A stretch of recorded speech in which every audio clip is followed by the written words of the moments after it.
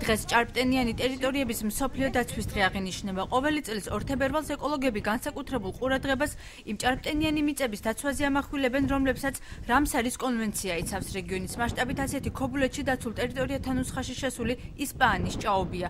ტერიტორია ახალგაზრდებთან ერთად ტრადიციულად ბიოლოგიის მეცნიერებათა დოქტორმა ეკოლოგმა იზო მაჭუტაძე მოინახულა. ადგილზე ბათუმის მოსწავლე ახალგაზრდობის სასახლის მოხალისეებიც იმყოფებოდნენ. ტერიტორიის დასაცავად მათ დღეს ტორფნარში სიმბოლურად ხეები დარგეს. ღონისძიების წლევანდელი სლოგანია ჭარბტენიანები და სოფლის მეურნეობა. როგორც სპეციალისტი ამბობს, მსოფლიოში მსგავსი ტერიტორიები აქტიურად გამოიყენება თეთრი ხავსის მოსაშენებლად, რომლებზეც შემდგომ ყვავილოვანი და ბოსტნეული კულტურები მოჰყავთ. ტერიტორია მნიშვნელოვანია მიგრირებადი, მიმომფრენი და მობუდარი ფრინველებისთვისაც. ქობულეთი ხელსაყრელი ადგილია მსოფლიო ფენომენის სფაგნუმის პლანტაციის მოშენებისა, ამ პროექტის განხორციელებისა.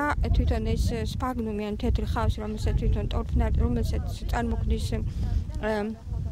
ტორფნარის წარმოქმნის ეს ხავსი ეს არის შეუცვლელი სუბსტრატი მეყვავილეობის, ორქიდეების მოშენებისათვის და სოფლის მეურნეობის ისეთ დარგის განვითარებისათვის, როგორც არის მებოსტნეობა. აქ მოვედით იმის გამო, რომ დაგორგო ხეები.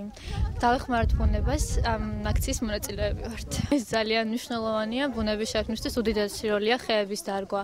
რაც ყველას მოუწოდებდი, რომ ეს გააკეთონ და მიიღონ ამ აქციაში მონაწილეობა. სადავო აღარ არის, რომ ჭარბტენიან ტერიტორიებს თავისი გარკვეული წილი აქვთ იმ ბუნების, იმ ჩვენი ლამაზი ლანდშაფტების შენარჩუნების საქმეში და ამდენად დიდია საზოგადოების